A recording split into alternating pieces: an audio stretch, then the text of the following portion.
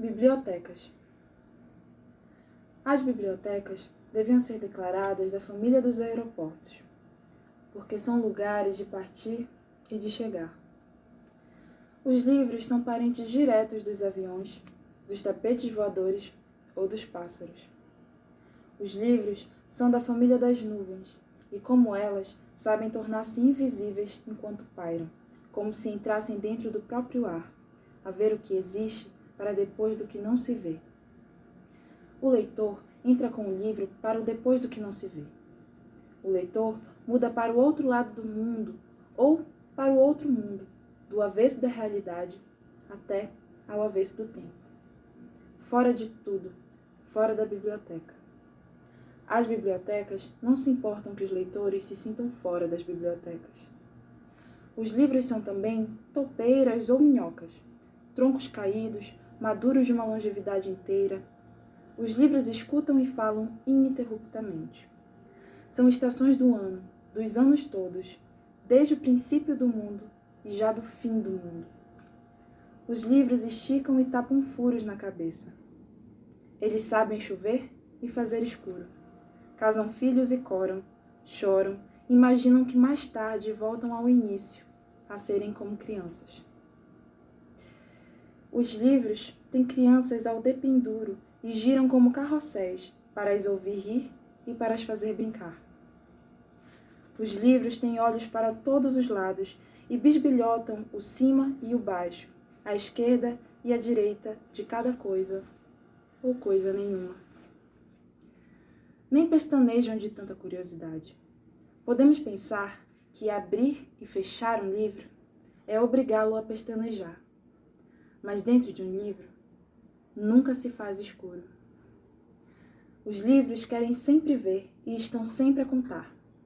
As bibliotecas só aparentemente são casas sossegadas.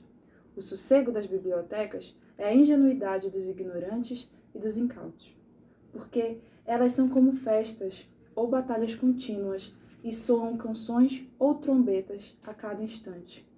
E há, invariavelmente, quem discuta com fervor o futuro, quem exija o futuro e seja destemido, merecedor da nossa confiança e da nossa fé. Adianta pouco manter os livros de capas fechadas.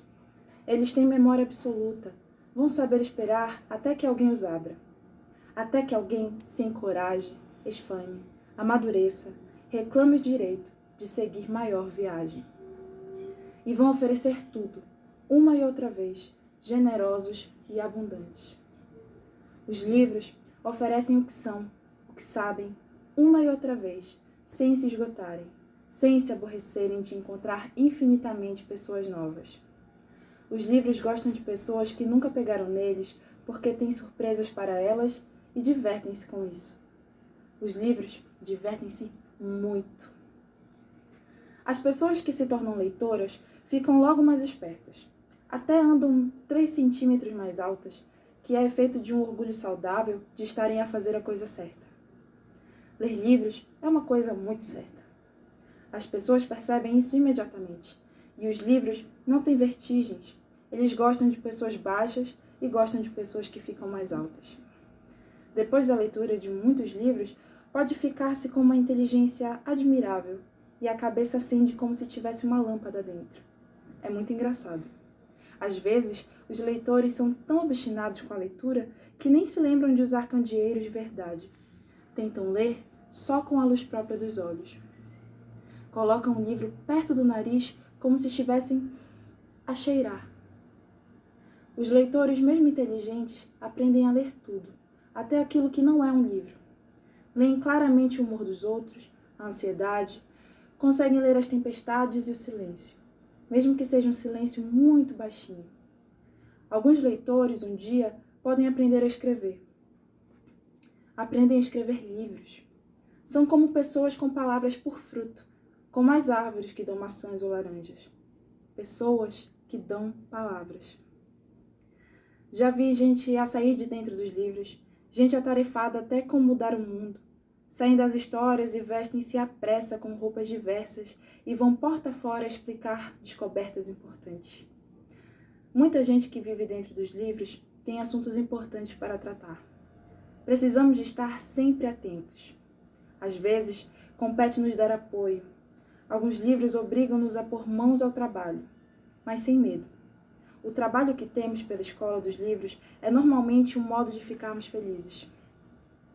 Todos os livros são infinitos. Começam no texto e estendem-se pela imaginação. Por isso é que os textos são mais do que gigantescos. São absurdos de um tamanho que nem dá para calcular. Mesmo os contos, de pequenos, não têm nada. Se os soubermos entender, crescemos também, até nos tornarmos monumentais pessoas, edifícios humanos de profundo esplendor. Devemos sempre lembrar que ler é esperar por melhor. Walter Ugumãe.